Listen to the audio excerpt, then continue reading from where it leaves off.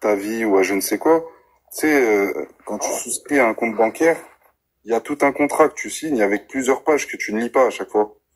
Et il y a des lois aussi dans ce pays que beaucoup de gens ignorent. Et quand il s'agit de cas particuliers, de circonstances exceptionnelles, comme ils appellent ça les États, bah sache qu'il y a des choses qui peuvent faire l'État sans que tu ne puisses dire le moindre mot. Saisir ta bagnole, prendre ton appartement, prendre ton argent, et tout ça, ça fait partie de la liste. Et tu peux aller te renseigner, c'est... D'accord, Ouais. Alors, attends, John, vite fait. Bérénice, pour compléter ce qu'a dit le frérot Salamèche, si t'as quelque chose éventuellement, parce que moi, sinon, je lui dirai. Ok, tu dois être occupé peut-être. Je vais te dire un truc, John Carter.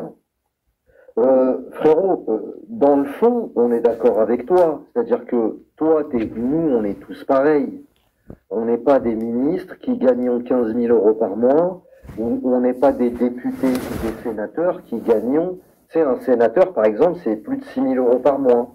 Un député, c'est plus de 5 000, avec voiture, de fonction, chauffeur. Et pour la petite histoire, les gars, je vous raconte ça entre parenthèses, mais c'est juste en fait le petit détail croustillant. Moi, j'ai eu la possibilité de travailler dans la sécurité incendie. Mon formateur, donc le gars qui nous a formés, il a bossé pendant 20 ans à l'Assemblée nationale. Ah ouais, il nous expliquait qu'à l'Assemblée nationale, il y a l'entrée principale que tout le monde connaît, l'entrée publique, et derrière l'Assemblée nationale, vous avez une rue avec une file de taxis et des petites péripatéticiennes black, européennes ou maghrébines. On parle de gamines de 20 ans. Hein. C'est quoi ça? Qui sont dans les taxis et qui attendent que leurs clients, les députés, les fassent monter. Parce qu'il faut savoir un truc, c'est qu'à l'Assemblée nationale, il y a des chambres pour dormir. Pourquoi? Parce que parfois, il y a des lois qui sont votées durant la nuit. Donc, ils ont prévu des chambres pour les députés, pour les faire dormir quand il y a des votes qui se font la nuit. Et donc, mon formateur nous expliquait que lorsqu'il faisait la maintenance des systèmes de sécurité incendie dans les PC sécurité, les mecs étaient... Il y a quelqu'un qui fait du bruit, les gars, là. Vas-y, continue, frérot, vas-y, je t'écoute. Vas-y, continue. Alors, attends, je te mets le mute. Ouais, donc en fait, les mecs, quand ils faisaient la maintenance des systèmes de sécurité incendie dans les PC sécurité, ils voyaient arriver des gamines de 19-20 ans, la jupe, rala machin, talons, machin, etc. Je vous fais un dessin. Et tu voyais le député qui demandait un badge pour la petite et pour la monter directement à l'Assemblée nationale. Je vous donne ces propos d'un mec de 50 ans qui est responsable de service dans une boîte de sécurité incendie. Ça, c'est pas un truc que j'ai entendu au bistrot. Mais ce que je veux dire par là, et on s'est éloigné du sujet, c'est que frérot, John Carter, oui, sur le fond, je suis d'accord avec toi. Les gars, quand je vous mute, ne vous démutez pas, s'il vous plaît. Parce qu'il y a du bruit, en fait. Xébec, t'as du bruit, mon frangin, s'il te plaît.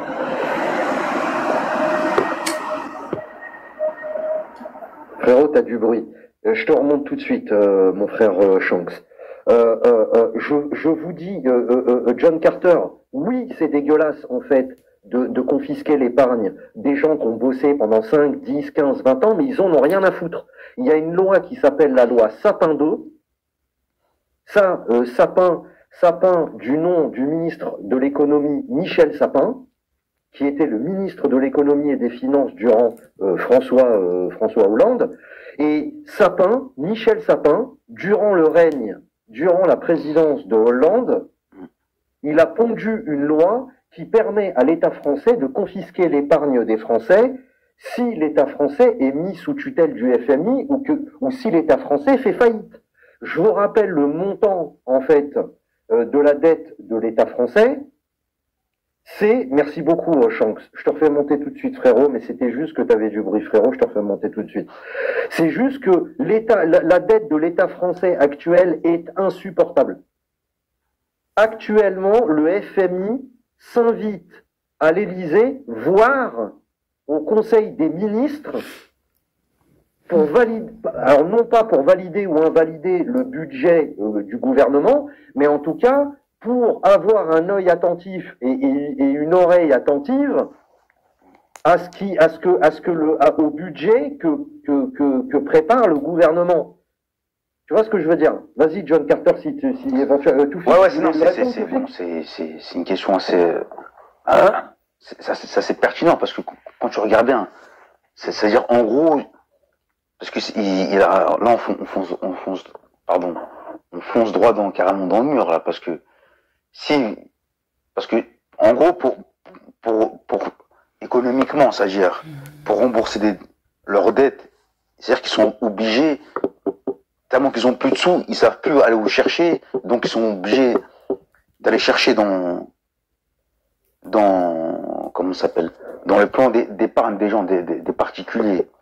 C'est-à-dire en gros, tu vois, non mais c'est chaud, tu vois ce que je veux dire, parce que ils sont réellement endettés, apparemment, c'est ce que je crois, parce que s'ils sont obligés de prendre, c'est-à-dire qu'il y a un réel problème, tu vois ce que je veux dire ou pas?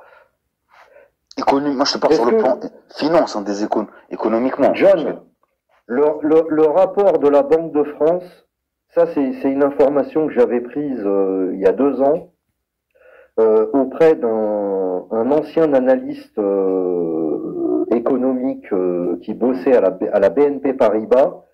La BNP Paribas, c'est la banque la plus puissante de France. Ouais, je connais. C'est-à-dire que le bilan de la BNP Paribas, c'est le même bilan que Total. Pour vous donner un ordre d'idée. C'est-à-dire que si BNP Paribas est en difficulté, là, ils confisquent le pognon de tout le monde pour renflouer les caisses de la BNP. Hein. La BNP, son bilan, c'est quasiment le produit intérieur brut de la France. C'est environ 2000 milliards. C'est 2 trilliards. C'est carrément ça. Comment te dire donc le montant de l'épargne des Français, rapport de la Banque de France, hein, le montant de l'épargne des Français, le montant de l'épargne publié par la Banque de France, c'était 2000 milliards il y a 2 ans. 2000 milliards.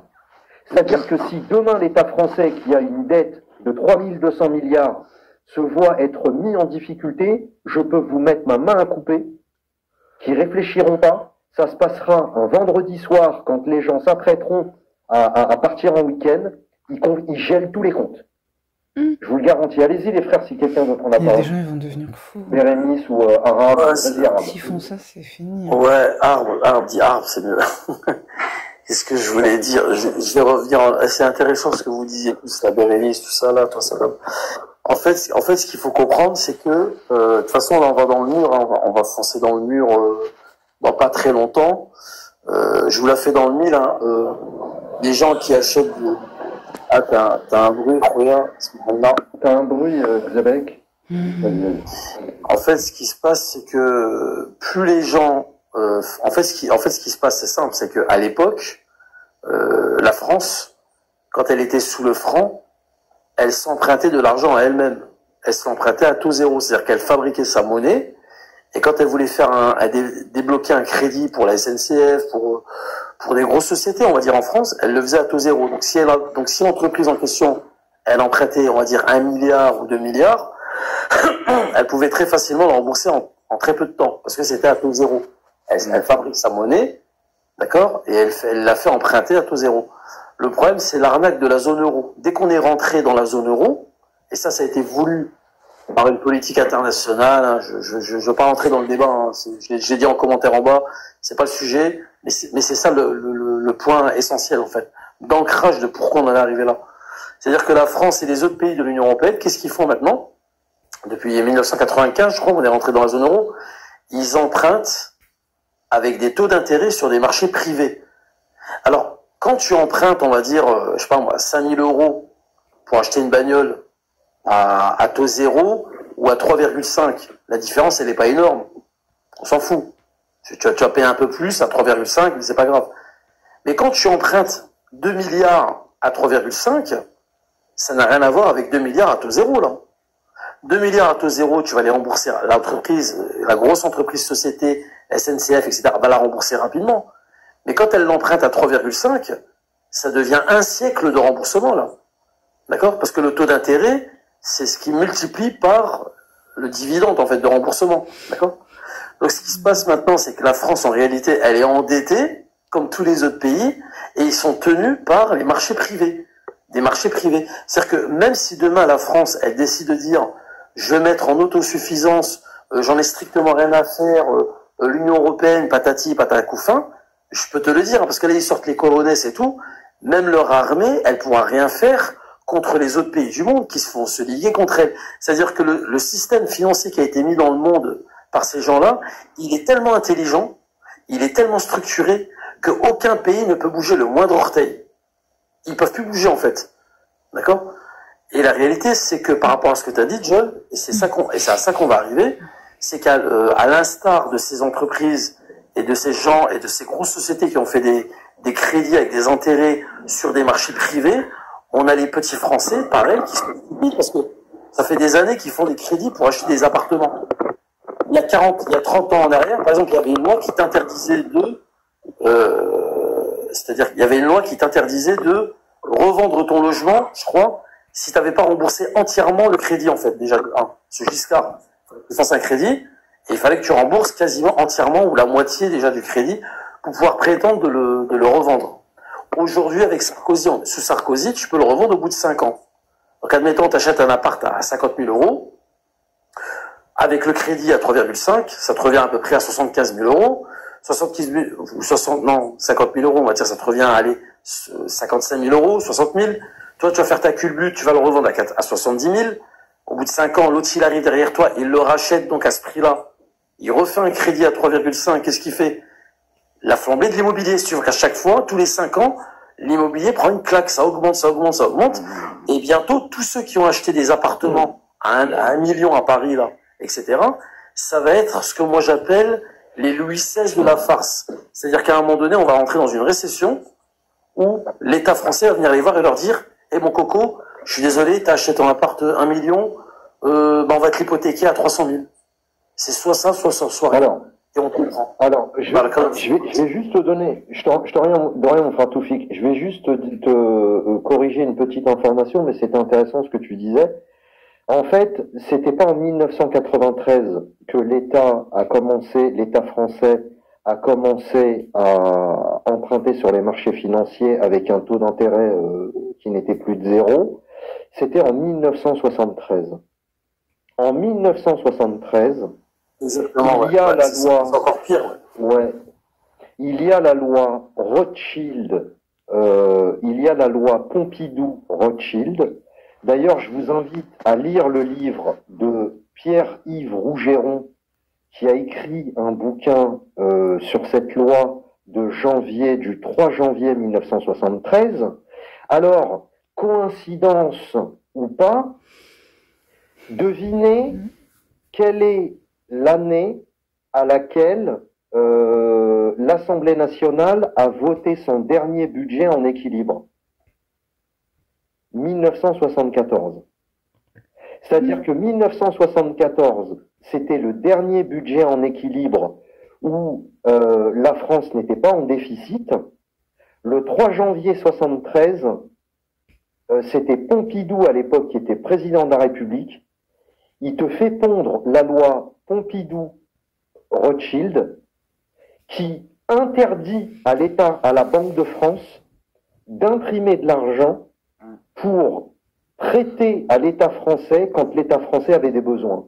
Parce que comme le disait Toufik, avant 1973, quand l'État français avait des besoins, il demandait à la Banque de France d'imprimer de l'argent et de lui prêter de l'argent à taux zéro. Depuis le 3 janvier 1973, cette loi oblige l'État français à aller chercher l'argent auprès, entre guillemets, des investisseurs financiers, des investisseurs, c'est-à-dire des banques et des fonds de pension.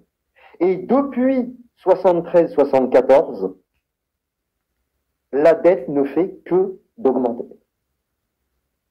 On ne fait que... actuellement, il faut savoir un truc, c'est que les impôts, la collecte des impôts sur le revenu, qui est d'une 40aine de milliards d'euros, ne sert qu'à payer les intérêts de la dette. Et comme la France va traverser une crise politique grave le 8 septembre prochain à la rentrée, donc il y a de fortes chances que le gouvernement Bayrou tombe, le taux d'intérêt à 10 ans de la France, qui est déjà de 3,5%, on peut imaginer que suite à cette crise politique inquiète les investisseurs et exige un taux d'intérêt supérieur à 3,5% pour continuer à prêter à la France, qui est un pays en fait complètement surendetté et en faillite. Moi, je veux dire, moi, si je suis un investisseur étranger, je prête pas à 10 ans sur la France. Hein. Non, Moi, oui, si je suis en d'accord. fonds... Vas-y, si tu veux ajouter un truc. T'es très intelligent comme j'aime parler avec des gens. En gros, c'est-à-dire, ah ouais, d'accord. C'est gentil. Mais pourquoi alors ils ont créé, par exemple, le fonds monétaire international, c'est quoi? En fait, c'est les différentes banques qui servent à financer les États, en fait. Qu'est-ce que ça sert à quoi, ça? Non, ouais, je peux lui répondre vite fait en deux secondes. Vas-y, après. Ouais, vite fait, ça va être rapide. Le Fonds monétaire international, en fait, c'est une arnaque, en fait, si tu veux. Ils sont là pour prêter de l'argent avec des intérêts, mais la pire, la dégueulasserie dans tout ça, c'est qu'ils s'amusent à faire ce qu'on appelle des microcrédits. Tu vois? À des petits pays, à des pays qui sont déjà endettés, et en fait, ça leur permet d'avoir une mainmise sur eux, en fait, de leur dire, bah, tiens, tu me donnes de l'argent, tu peux pas me rembourser, t'as vu tes richesses, là? Elles m'appartiennent. Tu vois? D'où les guerres en Afrique subsaharienne. Tu vois? Par exemple. Ces guerres-là, elles sont dues aux gens, aux Occidentaux, enfin, ceux qui ont des valises, hein, qui travaillent au FMI, et qui financent, les crédits que eux ne peuvent pas rembourser, de toute façon, tu vois? Par exemple, hein, voilà. D'accord, ok. Jérémy, c'était là ou pas, frérot? Oui. Est-ce que tu peux me donner ton avis, frérot, s'il te plaît? Tu sais que on en parle souvent quand je suis chez toi. Comment tu vois l'avenir de la France dans les 2 ans, 5 ans?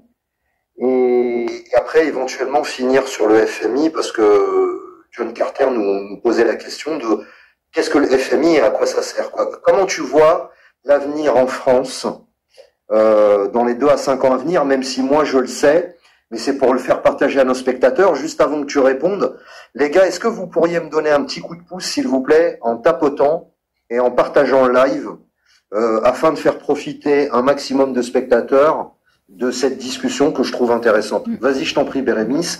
Vas-y, tu peux y aller. Écoute, avec ce qu'a fait Macron, enfin avec ce qu'ils font depuis 20 ans, mais bon, Macron, il a foutu un petit coup en plus.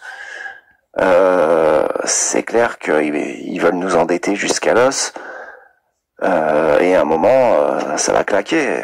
Ils attendent que ça. C'est pas de l'incompétence, c'est de la traîtrise. Tous ceux qui pensent que c'est des incompétents, ils ont tort. Ces gens sont très intelligents, au contraire. Et ils font exactement ce qu'il faut pour dépecer la France. Donc, après, par rapport à nos comptes en banque, ceux qui n'ont pas beaucoup se feront pas prendre... normalement, c'est ceux qui ont beaucoup sur leur compte en banque, leurs assurances vie et tout, c'est eux qui vont morfler. Quelqu'un qui a 10 000 balles sur son compte en banque, à mon avis, il risque pas grand-chose. De toute façon, il risque 10 000 balles. Hein. Bon. C'est quand même de l'argent, à mon avis. Bref, ouais, mais à mon avis, c'est pas eux qui sont les cibles prioritaires. C'est plutôt tous les gars qui ont des assurances vie, des machins, des placements de toutes sortes. Voilà. Et je pense même qu'ils vont pas tout prendre. Ils vont juste taxer comme des porcs. C'est comme ça. Ça passe mieux. Parce que les Français, ils sont habitués, hein, ils se plaignent, mais ils font jamais rien. Donc, passer une taxe de 30 à 45%, augmenter les prélèvements sur les assurances vie au moment où tu sors ton pognon, voire même la loi Sapin, qui est la loi donc Sapin 2, qui est la loi en cas de crise économique. Qu'est-ce qu'on fait avec l'argent des Français? Il parle de geler l'argent des gens. C'est-à-dire, mais ils disent pas combien de temps. Ça peut être 5 ans, ton argent, t'as 100 000 euros sur une assurance vie, sur un machin, sur n'importe quoi, enfin bref, ben tu peux pas le sortir. Tu t'assois et t'attends. Donc, mais bon, ouais, voilà, ils vont nous dépouiller. Dans tous les cas, ça va mal finir pour nous. C'est fait pour. D'accord, frérot. Et alors attends, parce que j'ai pas vu, j'avais quelques demandes de guests. Il y a peut-être. Ouais, salut. Je vous donne la parole tout de suite, les gars. Salah, tu veux ajouter quelque chose, mon frère, à ce que disait Bérémis? Ouais, c'est un sujet très intéressant. Ça. Non, moi je pense qu'il a à peu près raison. Hein. Je pense pas qu'on va basculer non plus sur une annulation totale du système bancaire. À mon avis, ça va être une mise sous tutelle, une austérité. Ils vont définir un temps.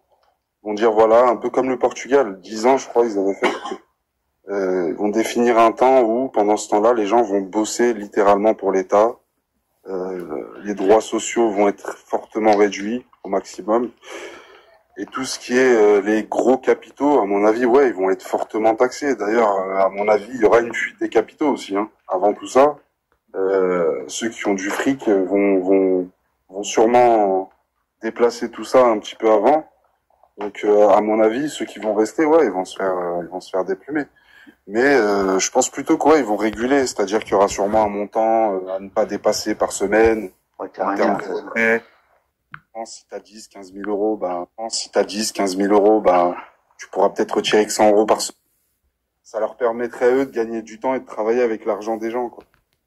Et je pense que, ouais, il y aura aussi une partie sur le professionnel, ils vont taxer les salaires. Je pense qu'ils vont augmenter les taxations sur les salaires, sur les revenus des entreprises, et on sera parti pour une dizaine ou une quinzaine d'années comme ça en austérité, quoi. Tout ce que la classe, tous les investissements. Attends, frérot, 10 secondes. Je repose une dernière question à Bérémis et je te promets, out of quelque chose et armé de, parce que je vois pas vos pseudos en entier. Je vous promets, je vous donne la parole tout de suite. Bérémis, juste par rapport à mon frérot Salah, qui est aussi un ami. Lui, Salah, il est plutôt sur une décennie.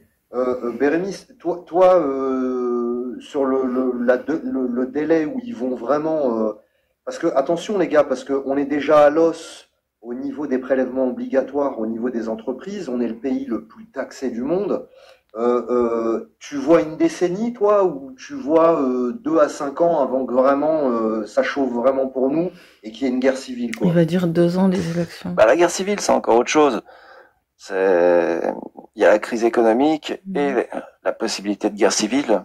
Les deux peuvent se superposer, mais c'est quand même deux choses différentes, je trouve. Mais en tout cas, c'est sur les investissements qui sont d'habitude liés à la classe moyenne qu'il va y avoir le plus de taxation supplémentaire. C'est clair. Ils vont taper là-dedans, les mecs. Et qu'est-ce que je voulais dire? Ah oui, avant le FMI, il faut pas oublier, il y a la Banque Centrale Européenne. C'est-à-dire que le FMI vienne nous voir, nous, la France, bon, c'est possible, hein, mais au premier ressort, il y aura déjà la Banque Centrale Européenne qui va essayer de nous faire la peau, en nous dictant notre modèle économique. Mais Bérémis, tu penses pas que le fait que la France et l'Allemagne soient les locomotives de la BCE, tu penses pas que si l'un des deux s'effondre, la BCE serait pas assez forte pour soutenir la France? Oui, non, mais c'est pour ça que je pense que ça va pas être un effondrement, ça va être du grignotage. Et c'est pour ça que 10 ans, comme tu dis, ça peut tenir la route aussi, ils grignotent. Mais ils vont continuer à grignoter, les gens disent rien. Donc allons-y gaiement. Hein. Moi, je pense qu'avant 2030, on va être mis sous tutelle.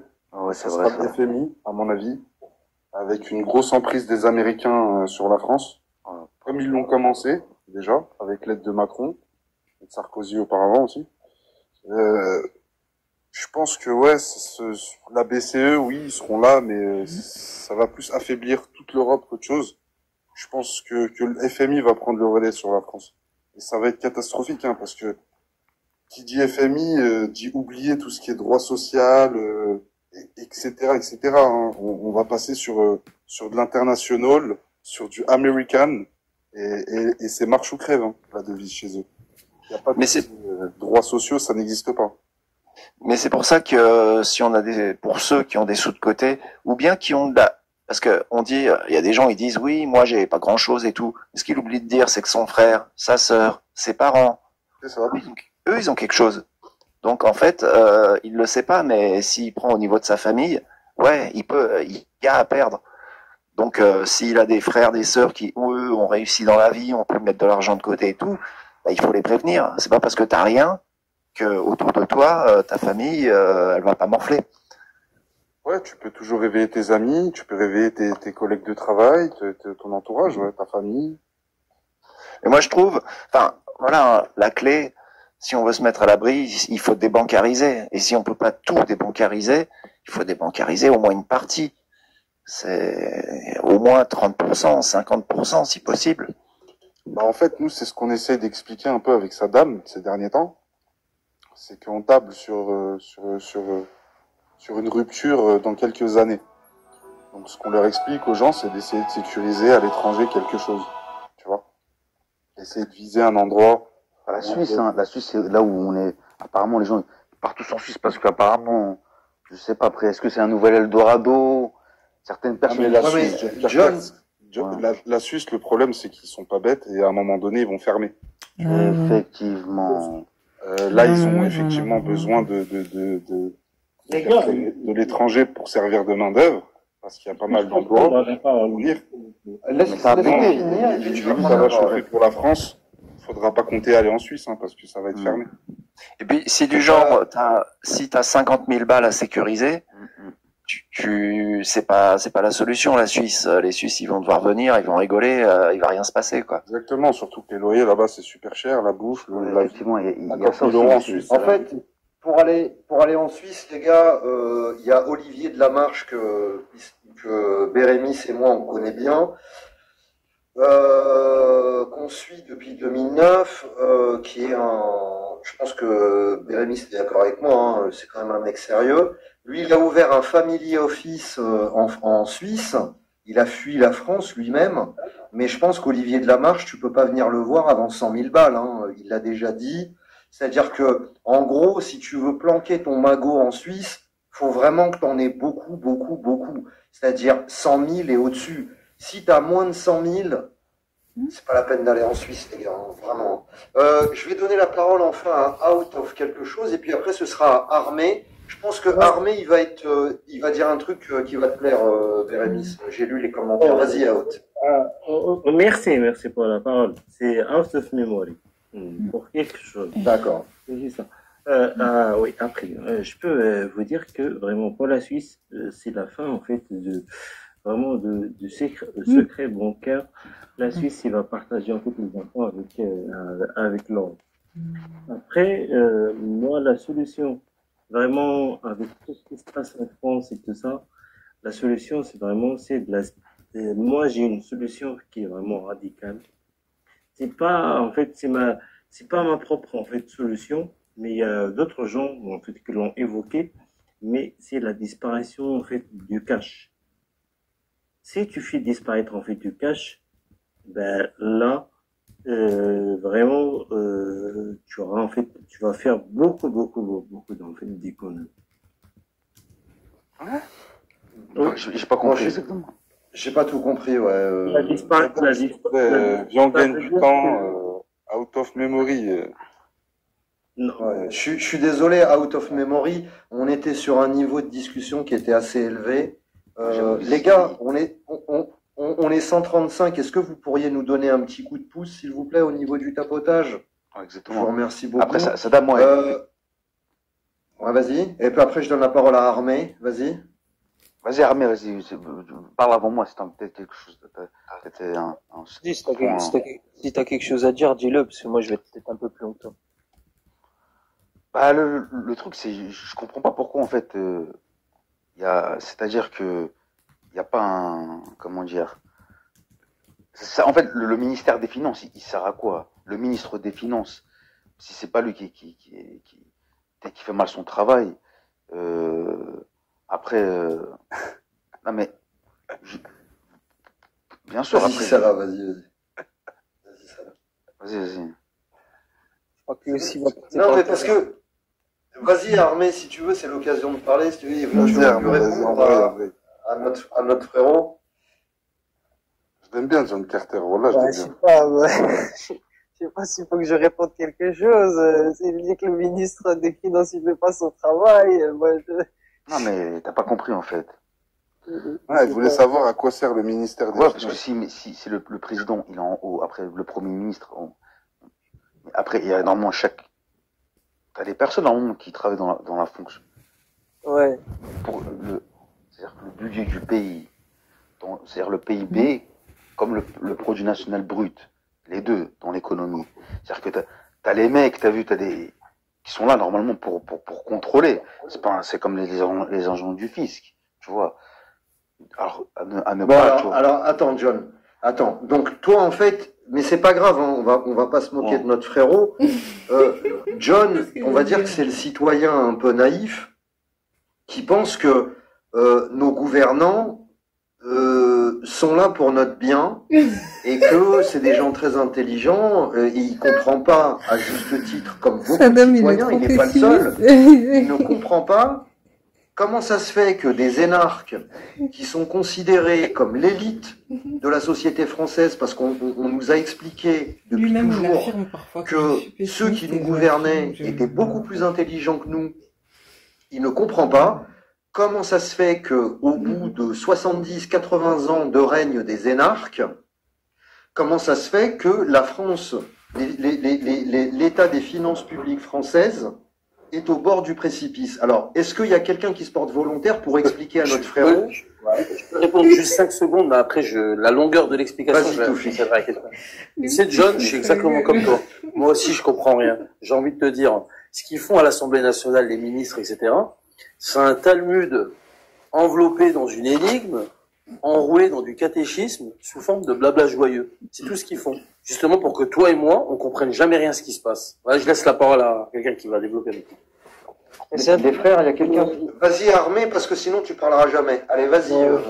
Ben, en plus, c'est intéressant, il a parlé du Talmud. Ben, en fait, tu vois, en fait, l'objectif là, de ce qui est en train de se passer, c'est de tuer la classe moyenne. Tu vois, c'est un peu de faire un peu un système un peu comme au Maroc, c'est-à-dire des ultra riches et des ultra pauvres, en fait. Ils veulent pas que les Français puissent être de la classe moyenne, quoi. Ils veulent que ce soit tous des pauvres, que ce soit tous des esclaves. D'ailleurs, on est déjà esclaves rien qu'au vu des impôts qu'on paye, qui servent juste à payer les intérêts de la dette publique. Armé, juste un truc, frérot. Tu sais, moi, comme je suis un compte qui est beaucoup striké, juste faites attention aux termes comme ESCLAVES, parce que j'ai été striké que pour moins que ça. Mais vas-y, je t'en prie, je t'ai coupé dans ta lancée. Vas-y. Non, pas de souci. En fait, tu vois, aujourd'hui, le problème, c'est quoi? C'est que, Les ennemis des Macron, Français. par exemple, à un moment donné, il faut appeler un chat un chat. Avec la Le photo de problème, c'est Saddam. cette communauté de du Talmud, là. Tu vois, voilà, on fait bien la différence. C'est du Talmud, là, qui pose problème en France, en Europe, etc., etc. Tu vois, en France, aujourd'hui, il y a un problème dans le sens où le pays il est étranglé déjà par la dette, ce qui fait qu'on est tous esclaves de cette dette, en fin de compte. Donc, on paye comme des esclaves soi-disant cette dette qui en fait a pour objectif de ne pas être remboursée, donc c'est-à-dire qu'elle a pour objectif de s'accaparer le pays, de toutes les entreprises sous les fleurons industriels et la sueur de notre front. C'est ça en fait qu'il faut comprendre. Et comment je pourrais expliquer ça? Cette communauté-là en France, on voit bien que, comment je pourrais dire, il y a comment je pourrais expliquer ça? Il y a un traitement différent en fonction tu vois, du citoyen en question. Tu vois, par exemple, on voit bien que, par exemple, quand on parle de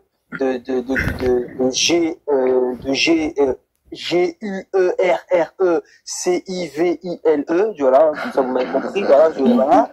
Quand on parle de ça, on voit bien, on se rend compte d'un truc aussi, c'est que, en fait, tout est fait pour que ça arrive en France, que ça pète le plus vite possible, etc. Pourquoi? Parce que, par exemple, regarde, il y a un traitement, il y a une inégalité du traitement, par exemple, médiatique en France, tu vois. Par exemple, quand comment dirais-je, un maghrébin, par exemple, quelqu'un qui a un prénom à consonance maghrébine, arabe, noir ou des trucs comme ça, il va faire quelque chose, on va donner son prénom, son nom, voilà, on va le condamner, machin, etc., voilà. Et quand c'est une personne, par exemple, voilà, de la confession du Talmud, des trucs comme ça et tout. Et ce qu'on va faire, c'est qu'on va le cacher, on va le taire. Les talmudistes, les responsables rabbiniques talmudistes, là, d'accord, eux, ils se permettent de menacer, par exemple, la France, les Français. Il y en a un, même il y a pas longtemps, il a menacé le président. Ces gens-là, c'est là qu'on voit qu'il y a un problème en France et que la France, elle est vraiment colonisée, envahie par ces gens-là, que c'est eux qui ont le pouvoir, qu'on n'est plus dans un pays, comment dirais-je, logique, juste, normal. En fait, ça fait déjà longtemps que ça aurait dû péter en France. Tu vois, ces gens-là, ils ont leurs propres tribunaux. C'est-à-dire, par exemple, nous tous, les citoyens français, en réalité, par exemple, on a les litiges commerciaux. Eh ben, il y a le tribunal du commerce qui est là pour tous les citoyens. Ben, ces gens-là, ils ont leurs propres tribunaux. Ils jugent entre eux, selon leurs règles à eux, qui ont rien à voir avec les règles de la République, leurs règles à eux. Et après, ils vont voir le juge, enfin, le tribunal. Ils font une formalité et ils ont les moyens juridiques pour appliquer la sentence que eux ils décident. Ils peuvent menacer qui ils veulent dans le pays, ils risquent rien. Ils poussent en fait à la guerre civile, ils poussent à ce qu'on s'entretue à tous. Dans le sens où, ben regarde, quand tu vas trop loin, en plus tu répètes 14 fois la même chose. Ça y est, on a compris, c'est bon. Attends, ça là, tu sais que alors c'est marrant, c'est aussi un ami. En fait, c'est deux amis que j'ai retrouvés d'anciens canaux. Juste un truc, Isla, frérot.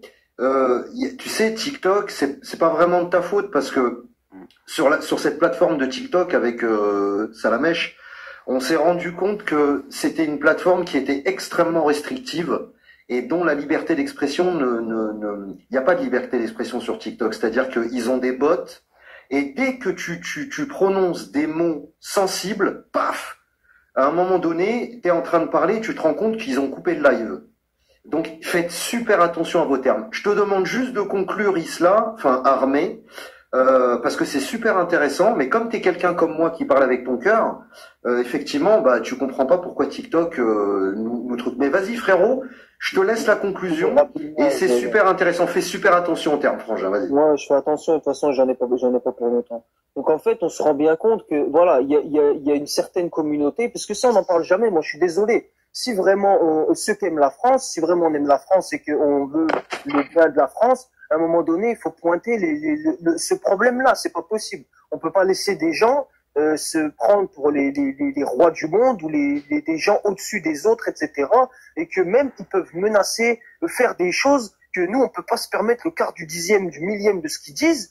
Faute de quoi, on est en prison, on se fait expulser de la France et à juste titre en fait. Tu vois, donc à un moment donné, il faut régler ce problème-là, il faut pouvoir le dénoncer, etc. Tu vois, pour moi, le problème qui est en France, c'est celui-là, tu vois, voilà. D'accord. Je te remercie beaucoup pour ton intervention. Je crois qu'on a notre ami, je crois que c'était Jim Pat, et puis après il y a l'Europe. Alors je sais pas lequel des deux est arrivé en premier. Bonsoir, je ne sais pas. Vas-y, je t'en prie, Jim Pat. Vas-y, et puis après ce sera l'Europe. Bon, ben en tout cas, bonsoir et merci de m'avoir fait monter. C'est effectivement un live très intéressant. Vous avez dit énormément de choses pertinentes. Je rajouterai simplement un autre petit éclairage pour essayer d'être complémentaire à vos propos. Par quoi je pourrais commencer? Moi, la sensation que j'ai en ce moment, c'est que la société occidentale vit une véritable dépression nerveuse collective, un problème de sens dans la société. Et quand on n'a pas le sens des valeurs et quand on perd le sens de nos vies, eh bien, on voit bien que ça part dans tous les sens. Et comme ça part dans tous les sens, il est clair que on a parfois une perte de mémoire collective. L'impression que j'ai en ce moment, c'est que la répétition un peu des années 30. On aborde notre société aujourd'hui avec un système qui est à bout de souffle, notamment le système capitaliste, ou qui a individualisé nos problématiques au point où toutes les chaînes de solidarité, la qualité du lien entre nous est altérée. Alors il y a des plateformes comme TikTok ou d'autres qui permettent, comme aujourd'hui, comme ce soir, d'échanger entre nous. Mais en tout état de cause, ce qui est clair, c'est que la répétition de l'histoire, elle est très dangereuse. Aujourd'hui, on est dans un système effectivement qui est à bout de souffle, et donc la logique du bouc émissaire bat son train. Au lieu de poser les véritables questions du partage des richesses, quand on regarde comment le narratif aujourd'hui est exprimé par ceux qui nous gouvernent, on voit bien qu'on est dans la répétition des années 30 avec le narratif du va-t-en-guerre, l'économie de guerre, comme on disait dans les années 90, dans un comptoir de bar populaire, une bonne guerre, et ça repart. C'est ce qu'on appelle la destruction créatrice au niveau économique. Et donc là, on en est là. Et les va-t-en-guerre aujourd'hui savent très bien que essayer de relancer l'économie de guerre, ça pouvait être possible à une certaine époque, mais ça ne l'est plus, en tout cas en ce qui concerne la France. Je rappelle quand même à ceux qui veulent l'entendre que notre niveau de vie a été possible que parce qu'on a spolié toutes les richesses de nos anciennes colonies. C'est nos richesses qui ont été possibles parce qu'on a enlevé, on a volé, on a spolié les ressources d'autres pays. En plus, et donc on voit bien aujourd'hui qu'on est devenu complètement dépendant. On est tellement devenu dépendant que nous n'avons pas de gaz, nous n'avons pas de lithium, nous n'avons pas courageux de de sa part pétrole, de dire nous n'avons ça, je crois. aucune énergie Parce qu'il y en a sur jusqu'à notre sol, aujourd'hui qui très sont très peu. démunis. Et pour ceux qui vantent le mérite du Après, je pense que c'est un nucléaire, peu plus complexe, même mais c'est l'uranium, courageux déjà de dire ça. on n'est plus au Niger, on a perdu effectivement une place qui était assez importante en Afrique pour la production de l'uranium. Donc on voit bien de manière très objective que le niveau économique est lié à la question de la consommation énergétique. Et ça, si on ne veut pas le voir, eh bien on va contre un mur. Et à partir du moment où on est complètement dépendant, et à partir du moment où on est devenu même presque la risée dans beaucoup de pays dans le monde, eu égard au travail absolument gigantesque de Monsieur Macron, hein, qui a fait l'exploit de nous rendre complètement ridicules à l'international. Et donc là, aujourd'hui, la question qui va se poser pour nous, pour nos enfants, pour nos petits-enfants, pour nos familles, c'est quels sont les moyens, qui vont permettre de satisfaire nos besoins primaires à l'avenir. Parce que, vu la situation, nous sommes au bord de beaucoup de ruptures, et aussi des ruptures énergétiques, donc, mais aussi, donc, les ruptures d'approvisionnement, d'alimentation, au niveau alimentaire, au niveau du logement, au niveau de l'énergie. Donc, si on a un effondrement sur une partie de ce qui fait le socle de notre société, eh bien, il faut quand même prendre ça en considération et se poser de véritables questions sur quelles sont nos capacités à être le plus résilient possible. Parce que si on n'est pas résilient dans nos familles, dans nos territoires, on va être le dindon de la farce.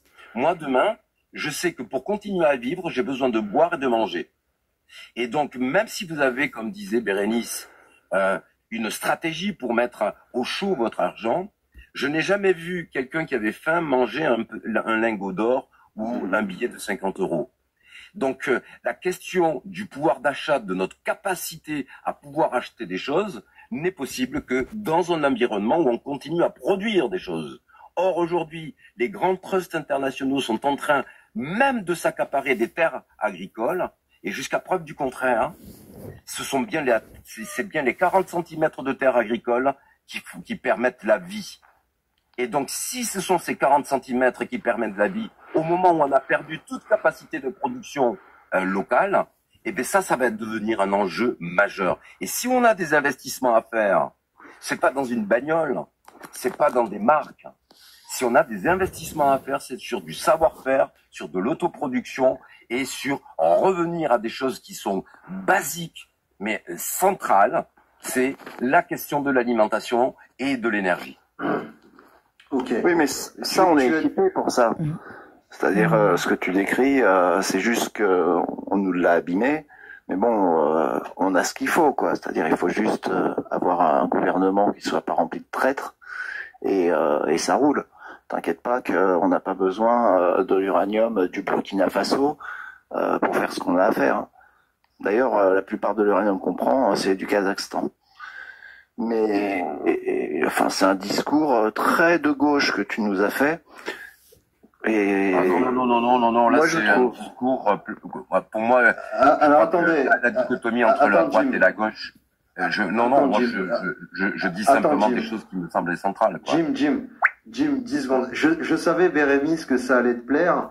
Je te laisse juste. Alors, par contre, il y a Bérénice. Mets de côté ce que tu voulais dire. J'ai juste envie de faire interagir Europe qui est là, le pauvre, depuis un moment et qui a pas parlé. Et après, je te refile la parole. Europe, tu es là? Oui, je suis là. Salut Europe, et je suis désolé pour l'attente. Vas-y, la parole est à toi. Oh, c'est pas grave, c'était très intéressant, hein. J'ai bien aimé écouter.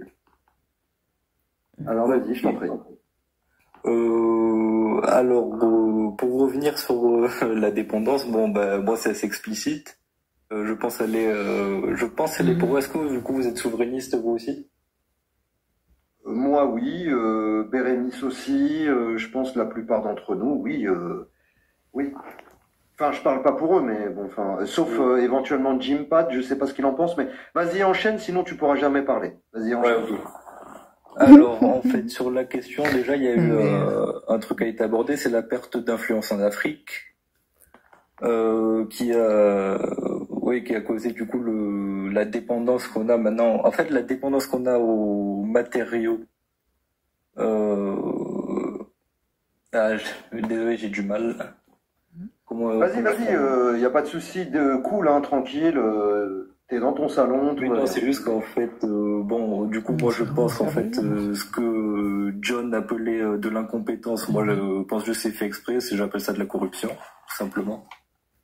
Et par exemple, c'était donc il y a 2 ans dans un podcast, Asselineau du coup parlait de l'intervention de Macron en Afrique. Il disait que Macron était allé pendant son mandat 18 fois en Afrique. Et chaque fois, on a vu le résultat, ça a juste détérioré de plus en plus nos relations avec les pays africains. Et en fait, c'était souvent juste ce qui nous est beaucoup reproché, c'est le fait de parler à eux comme si, en fait, c'était encore des colonies françaises. Ce qui nous reproche beaucoup. Ce qui est pas faux non plus. Et en fait, moi, je pense du coup que cette perte d'influence est faite exprès. Et juste, ça m'étonnerait pas qu'on voit apparaître du coup de l'influence d'autres pays arriver, et que même qu'on prendra les ressources que eux ils importent chez eux par eux-mêmes directement. J'ai juste une question à te poser rapidement. Oui. Est-ce que tu peux me dire c'est quoi ton pseudo, parce qu'il m'intrigue, ainsi que ta photo de profil. Dis-moi, c'est quoi ton pseudo? Europe quit Europe. Alors, l'Europe quitte l'Europe. Et alors, l'Europe quitte l'Europe, d'accord. Et donc, tu dois être un souverainiste. Et cette photo de profil, c'est quoi? Ça signifie quoi, en gros? Alors, c'est moi qui l'ai fait, j'avais du temps à perdre. Je vais essayer de l'expliquer simplement, parce que c'est dur à expliquer comme ça. Au centre, donc, c'est le drapeau européen, mais avec des couleurs un peu différentes. Donc, le noir signifie je sais pas si on peut le dire.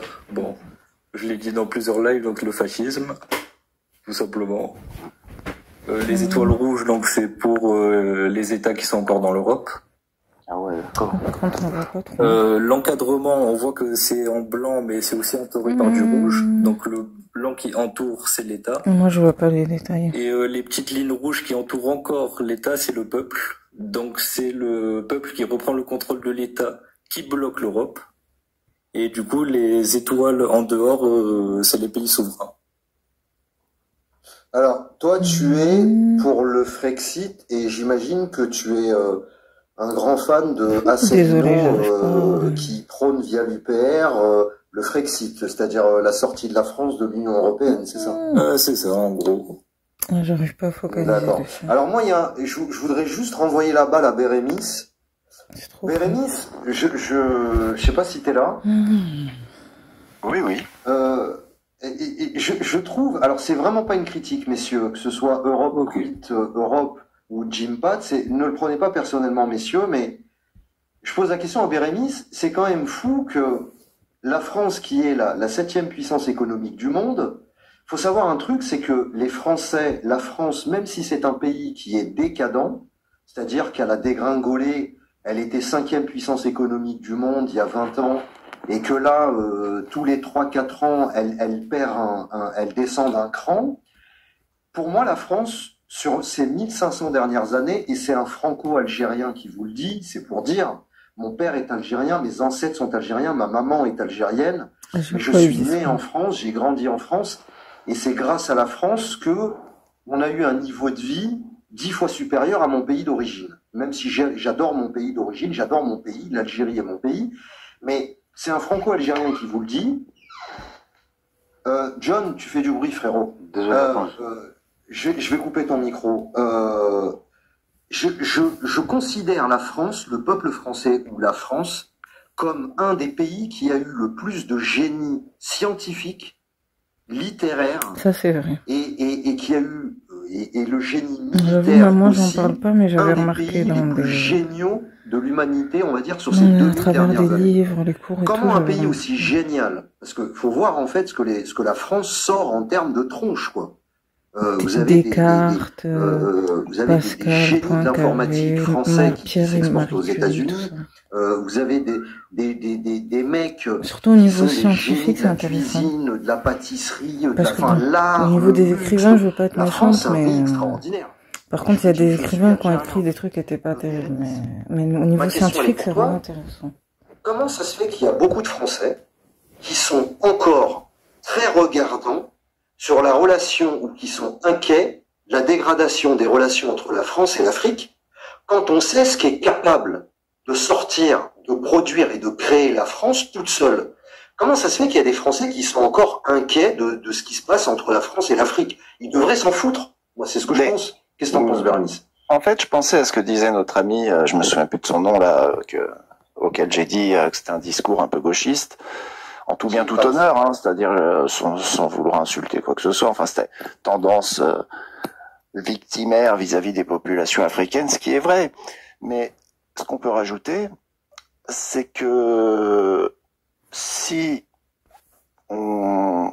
la France se procurait les matières premières, par exemple, qui sont nécessaires en Afrique, sans piller, mais en les achetant à base de commerce tout à fait raisonnable, Oui, c'est vrai. eh ben, ça nous, tu nous donnes 10 tonnes d'aluminium, on te construit 3 Airbus et puis 4 TGV. C'est ce que les Chinois, ils sont en train de d'acheter les faire. matières premières au bon prix. Je crois Donc, que c'est en ce fait, il y a de que l'espoir. enfin, certaines À ce élites niveau-là. chinoises sont en train de faire. Et puis, il faut rajouter que c'est pas le peuple français qui s'est mis l'argent dans les fouilles. C'est-à-dire, nous, on n'a pas touché notre chèque. Donc, il y a de quoi faire. C'est-à-dire, effectivement, les Français ont toujours, dans l'histoire récente des révolutions industrielles, ils ont toujours eu leur part. Et il n'y a pas de raison que ça continue pas dans le respect des populations du monde entier. Et si il faut des matières premières, ben il faut régler le problème, hein, c'est-à-dire faut aller taper à la porte de nos élites pour leur dire d'arrêter les conneries. Et puis on aura toutes les matières premières qu'on veut au prix normal. Et en les transformant comme les Français l'ont toujours fait, et ben on en tirera un profit phénoménal, parce que nous, on sait construire des sous-marins nucléaires, on sait construire des Airbus, on sait construire des TGV, et c'est de la balle. Donc, il n'y a pas de problème. Je vais juste donner la parole à El Sheon, qui a très... merci pour ta réponse, frérot. J'en attendais pas moins de toi. Je rappelle Bérénice, c'est un poteau à moi, on se connaît bien. El Sheon, vas-y. Oui, Merci bonjour pour à ta tous. patience. Salut. Salut. Juste vite fait, je fais une petite aparté, Saddam, parce que tout à l'heure, justement, tu demandais à ce qu'on tapote, à ce qu'on fasse un peu plus de visibilité sur le live. Donc, à un moment donné, j'ai tapé des chiffres et peut-être ça t'a pas plu, mais tu sais, c'est des chiffres de chez TikTok qui, justement, multiplient la visibilité sur le live, tu vois. Et donc là, tu m'as mis en sourdine jusqu'à la fin du live. Attends, donc, malheureusement, en fait, j'ai tapé le chiffre 7. Bon, après, je tapais super live, top live pour le, tu sais, pour le stabiliser. Merci beaucoup, en tout cas. Et après, Tellement j'ai il est tapé trop le speed, chiffre il a 7 bloqué. à gogo. Il a dit Et en fait, ce vraiment chiffre bloqué. 7, quand on le tape, ou alors quand on fait les 3 arrobases, ça multiplie la visibilité. Donc, c'est pour ça que, malheureusement, après, Merci tu m'as mis en beaucoup. sourdine, j'étais un peu vexé. Donc, je suis monté. Désolé. Mais non, il y a pas de mal. Je te donne les chiffres au cas où, comme ça, tu connais les codes. Ils sont trop speed. Et donc, bon, bah, salut à tous, il y en a certains que je connais. Et puis, je suis arrivé sur ton live, je te connaissais pas avant, Saddam. Donc, je me suis abonné à toi. C'est gentil, je m'abonne aussi. Bah non, quand il y a des sujets qui sont intéressants, qui sont enrichissants, parce qu'il y a des bonnes personnes là, qui parlent là et qui ont pas mal de savoir, donc j'apprends beaucoup. Et je suis très content de faire partie de ton live. Donc voilà, donc je suis monté juste pour te dire Plaisir ça aussi. partagé. Je pourrais participer à la conversation parce qu'il y a certains points que on se rejoint tous là-dessus en se disant mais ce gouvernement, qu'est-ce qu'il veut au juste en fait? Parce que cette dette, malheureusement, c'est pas nous qui le faisons. Tu vois, cette dette, on ne demande pas au président de nous endetter à un point où justement, à un moment donné, on pourrait même plus respirer, on pourrait même plus se nourrir. Donc je comprends pas que maintenant l'autre, le petit Bayrou, là, ils viennent et limite ils nous disent que c'est de notre faute, quoi, cette dette-là. C'est tous les 4-5 présidents qu'on a eu depuis la suite, bon, comme tu l'as dit tout à l'heure, depuis Pompidou, qui avait voté la fameuse loi chez les Rothschild, de manière à ce que la Banque de France, malheureusement, ne puisse plus exister, quoi. Donc progressivement, successivement. Alors, Elchéon, la banque, alors ça c'est une bonne question. La Banque de France, alors ça c'est pour Europe Quit Europe. Ça c'est les excellentes vidéos que je me suis tapé d'Asselineau, des vidéos très longues de 4, 5, 6 heures, 7 heures. Asselineau, c'est probablement un politicien, un piètre politicien. Parce que pour être un bon politicien, il faut être je vais les plaire, hein, sinon je vais me faire sauter, il faut être un SALOPARD,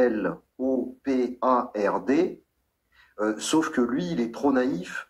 Alors, j'irai pas jusqu'à dire il est bienveillant, mais c'est un formidable conférencier, Asselineau. Et donc, la Banque de France continue d'exister.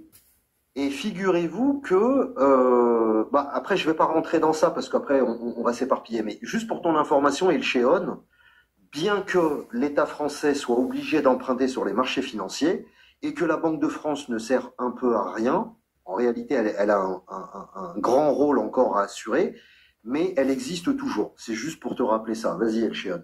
D'accord.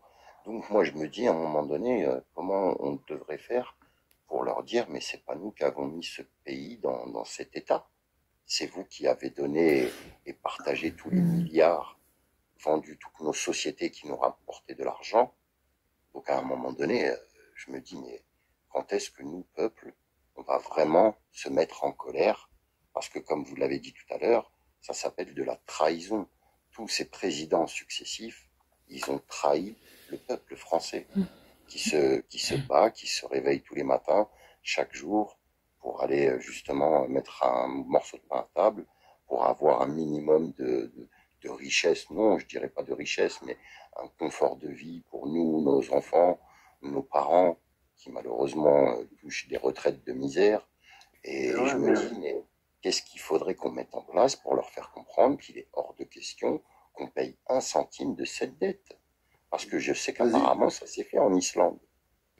Alors, vas-y, Salamèche, il voulait te répondre, Salamèche. Malheureusement, le président de la France, c'est aussi le chef des armées. Et si demain, le peuple venait à vouloir se soulever, on sait de quel côté sera l'armée. Donc, ça sera que des manifestations type gilet jaune, mais rien de plus. Je vois pas une possibilité de renversement du gouvernement ou du système en place. Quand tu réfléchis, j'entends ce que tu dis. Même si on réussit à renverser l'Élysée, qu'est-ce qui va se passer après? En fait, je peux parler ou pas? Attends, bien sûr. Attends Toufik, 10 secondes. Je voudrais juste avoir un dialogue entre Salamèche et Elchéon, c'est intéressant. Puis après, je te donne la parole, frérot. Donc qu'est-ce qu'on fait juste après si on arrive à récupérer donc l'Élysée? Bah forcément, comme disait Saddam, nous avons en France des gens d'une très très grande compétence. Sauf que elle est en général infiltrée par ce qu'on appelle les FM, les francs-macs, tu vois. Donc forcément, à un moment donné, avant de mettre ce personnage au pouvoir, il faudra faire donc des recherches, mais quand je dis des recherches, c'est pas juste sa date de naissance, son groupe sanguin.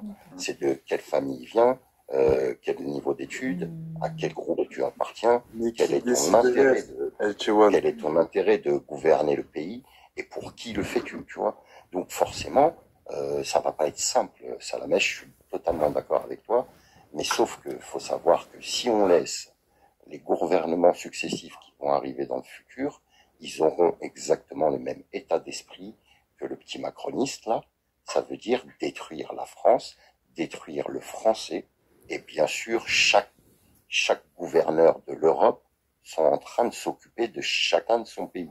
Parce que leur but, on le sait depuis Maastricht, que le but de l'Europe, c'est d'avoir un président européen et que tout le reste des pays deviennent des gouvernements. Ben voilà, tu viens de répondre. Tu viens de répondre, mon frérot Elcheon, excuse-moi de t'interrompre, frérot.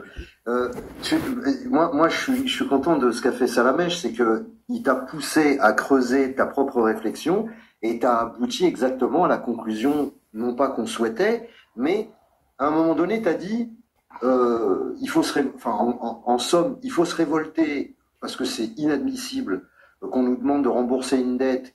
Et là, tu as raison qu'on n'a pas demandé enfin, c'est pas nous qui avons fait la dette. Bah, bien et Salamèche te dit, oui, je suis complètement d'accord avec toi. Et Salamèche te répond, oui, mais Elcheon, une fois qu'on a pris l'Élysée, et les gars, entre parenthèses, on sera jamais prêt de la prendre, hein, l'Élysée. Je vais vous dire pourquoi. Parce que Didier Lallemand, qui était préfet de police de Paris à l'époque des Gilets jaunes, il avait dit, nous étions à 2 doigts d'ouvrir le feu. Wow. Et il a dit derrière, et je ne crains qu'un jour nous soyons obligés de le faire. Je vous garantis, les gars, qu'ils sont prêts à toute éventualité. Ils sont bien équipés. Il suffit de voir les véhicules de gendarmerie blindés qui, pour moi, sont des véhicules qu'on peut mettre sur des théâtres d'opération de type Ukraine. Il faut voir aujourd'hui ce qu'on appelle Bérémis. Tu te souviens du nom, c'est le Centaure, je crois, le nom du véhicule de la gendarmerie. Tu sais, avec la mitrailleuse sur le toit, etc. Là. Ouais, c'est un engin de guerre. Tiens, je voulais, si tu me laisses la parole dans quelques instants, j'ai un truc à dire qui me semble, je crois, important sur le sujet de cette discussion. Vas-y, je t'en prie. Vas-y. Ah bah, on t'écoute, Bérémis. Quand je vous écoute là et on parle de Maastricht, enfin des différentes dates qui ont marqué les 50 dernières années sur la perte de pouvoir du peuple. Mais en fait, pour bien comprendre le problème, il faut revenir à la Révolution française. C'est-à-dire, je vais aller directement à la conclusion. Le problème qu'on a en France, c'est la République. Parce qu'elle est tenue, parce qu'elle a été créée, justement, par cette secte qui a été nommée tout à l'heure. Ah, j'avais déjà entendu ça. l'IFM. J'avais déjà entendu ça quelque part. Je sais pas si je peux le dire. Je peux le dire? Si, tu peux. Ah oui, tu peux y aller. Bon, la franc-maçonnerie. La première chose qui s'est passée après la Révolution française, enfin, pas juste après, ça a été sous Napoléon. Napoléon 1802. La Banque royale a été transformée donc en Banque de France. La Banque de France n'a jamais été quelque chose de nationalisé. Dès le début, elle a été mise dans les mains des grandes familles bancaires, dont la famille Rothschild. Et c'est pour ça, bon, pas que pour ça, mais c'est en grande partie pour ça qu'il y a eu la Révolution française, pour mettre la main sur le magot et pour le contrôler. Donc, en fait, la Banque de France, c'est de la merde depuis le départ. Le truc, c'est que il a fallu attendre 1914, comme par hasard, avec la guerre, pour faire disparaître les talons or. Mais pendant 100 ans avant, ils ne pensaient qu'à ça. Et il y a eu des tentatives avec les assignats, ça n'a pas marché. La planche à billets, il la voulait les mecs. Donc, le nerf de la guerre qui est l'argent, mais c'est la révolution, enfin dès qu'il y a eu la Révolution française, les mecs ils étaient sur le coup. Donc faut pas croire que c'est la BCE, machin, tout ça, la loi de 73, Pompidou Rothschild, c'est bien avant que ça s'est fait. Et donc dès qu'il y a eu Napoléon, le mec a donné la banque française, la banque centrale, à Rothschild. Et c'est pas dans les livres d'histoire, mais c'est un fait avéré. Et ça, les gens ne le savent pas. Mais le problème, c'est la République. Pourquoi est-ce qu'ils ont tous, pourquoi tous ces politiciens véreux, ils ont tous dans la bouche la République, vive la République. Et on voit bien que c'est super important parce que c'est toujours vive la République Et ensuite, uniquement, vive la France. Donc la République, pour eux, c'est plus important que la France. Moi je dis, si vous voulez faire chier ces putains de politiciens, faut leur dire qu'on n'est pas républicain. Ça veut pas dire qu'il faut être royaliste, hein. Il y a quelque chose d'autre à inventer, peut-être, ou quoi. Moi, je suis pas royaliste, mais je suis surtout pas républicain. Et quand vous dites à un politicien, je ne suis pas républicain, mais là, il a peur. Parce que son pouvoir, il le tient de la République. La République, depuis qu'il y a eu la Révolution française, elle n'a jamais arrêté de trucider le peuple français. C'est la République le problème. C'est depuis 200 ans, les Français se font éclater la gueule. Ça date pas de la guerre mondiale, machin, ce que vous voulez. Ça fait 200 ans que les Français... Sur les termes. Ouais, oui, j'ai noté. Mais moi, Bérémy, je remonte bien avant que justement 1789. En fait, c'est 1776, la Constitution des droits de l'homme. Donc en fait, justement, le départ, il était là. Le départ, parce que tout a été géré par l'Europe. Bien avant, les gars. Non, mais ça aboutit. La forme moderne de ce qui nous oppresse, la forme moderne de ce qui nous oppresse, ça s'appelle la République. C'est le régime oppresseur. Ce régime travaille contre les peuples autochtones. Partout où il y a marqué République, c'est un désastre. À chaque fois, c'est des crises, des machins. Il laisse le peuple prospérer 30 ans et après, il récolte. Et la République française, regardez le nombre de guerres. Napoléon III, le mec qui va faire la guerre à la Russie. Napoléon, tranquille, allez les gars, on y va, on va faire la guerre à la Russie. Mais ces gens-là sont des malades mentaux. Tant qu'il y a la République, on souffrira. Et le malheur des Français, c'est qu'ils ne savent pas ça. Ils défendent le système qui les oppresse. Tant que ça, c'est pas réglé, vous pouvez mettre qui vous voulez au pouvoir. De toute façon, c'est la franc-maçonnerie qui gère. C'est ça. Ça la mèche, toi, tu veux remonter jusqu'à quand? Moi, je t'ai parlé donc de la Constitution des droits de l'homme, le 4 juillet 1776. Et toi, tu dis bien avant. Par rapport à... Si on remonte... C'était déjà prévu depuis même déjà bien avant, ils finançaient... les Rothschild finançaient pas mal de guerres en Europe, tu vois. Bien avant 1776. Leur implantation, si tu veux, en Europe, elle s'est faite il y a très très longtemps, en fait. Oui, parce que je sais que déjà au Moyen-Âge, donc on va dire 13e, 14e siècle, ils parlaient déjà du numéraire. Donc, ils savaient très bien qu'ils allaient venir au fameux numérique. Tu vois, donc, on parle du Moyen-Âge. Il y a certains livres où ils parlaient du numérique. C'est vrai, exactement, tu as tout à fait raison. Ouais, c'est vrai, ils en avaient parlé à l'époque, ouais. Donc, ce qui fait que, en fin de compte, pour moi, les États-Unis, si tu veux, c'était un leurre par rapport à l'Europe, puisque l'Europe était constituée que de royauté. Mais comme ces gens qui étaient en dessous des rois, les aristos, eux avaient un petit peu les glandes des fois, parce que c'est lui qui avait les pleins pouvoirs. C'est justement là qu'a été bénéfique pour eux de découvrir ce fameux nouveau monde des États-Unis. Elchion, juste avant de recadrer sur l'actualité et moi ce qui m'intéresse, parce que je vais donner tout de suite la parole à notre ami user 5395 qui est je vous remercie les gars, parce que c'est un live qui est remarquablement bien tenu. Vous êtes tous très cool. J'avoue que c'est intéressant. En plus, tous intelligents. C'est vraiment rare hein, sur TikTok. C'est mieux que les sujets très tout le temps messages, anti-messages. Un panel aussi intéressant. Et vous êtes tous aussi intéressants que les uns que les autres. Franchement, on est 134 personnes. Il est 3h chez moi, il est 2h du matin chez vous, 2h12. Franchement, c'est fort, parce que, vous savez, pour avoir ce type d'audience, à cette heure-ci, non, j'avoue que... Oui, c'est vrai qu'il y a 134 personnes. Là, il faudrait que vous soyez, en fait, une petite gonzesse de 25 ans, en petite misette et en décolleté, pour faire une audience... Non, mais je vous le dis, pour faire, en fait, 130 personnes, vraiment, et merci d'être aussi poli et bien élevé, les gars, vraiment, je vous félicite, je me fous pas de vous, c'est sérieux. J'ai tenu des lives et c'était chaotique et le niveau de discussion est super intéressant. Donc voilà, je voulais vraiment vous remercier. User, madame, est-ce que je peux prendre la parole juste après User? Vas-y.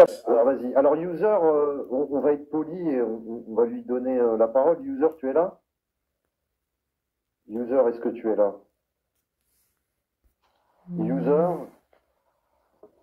Sinon, je vais le faire descendre. Parce que j'ai une demande, Donne la parole. Ouais. User, t'es là ou pas? Bon, user, juste, je vais te faire descendre, mais tu peux redemander à monter dans le guest, il n'y a pas de souci. Je vais refaire monter mon petit frère armé de je sais pas quoi là. Je vais juste vous dire un truc, les gars, rapidement, et puis après, je vais refaire tourner la parole. N'hésitez pas à me dire hein, s'il y a quelqu'un qui veut dire quelque chose. Moi, je vais juste vous dire un truc, rapidement. Et là, on va mettre les pieds dans le plat. Je sais pas s'il y a des gens qui vont me trouver, ils vont vouloir peut-être partir parce qu'ils vont trouver que mon discours est un peu extrême. Mais moi, je vous conseille la lecture d'au moins 2 bouquins. Le premier bouquin, c'est le bouquin de l'excellent Youssef Indy, dont le titre est Occident et Islam, tome 1. Et là, je vais mettre les pieds dans le plat. Et encore une fois, si vous demandez à descendre du guest, les gars, je vous en voudrais pas.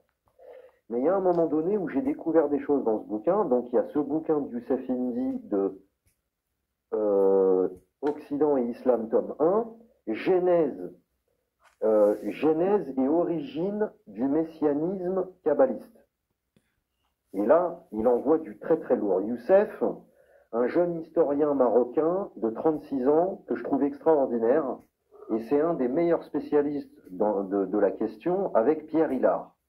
Pierre Hillard qui, il est au niveau de Youssef, mais Youssef c'est du haut niveau. Le premier livre que je vous conseille, le deuxième livre que je vous conseille, c'est L'effroyable vérité sur la franc-maçonnerie de Stéphane Blais, qui nous a quittés, paix à son âme. Je croyais que c'était Stéphane Blais, Salim qui Laibi. était un pianiste de talent, Parce que moi, c'est français, Salim Laibi qui m'avait et envoyé qui était franc-maçon.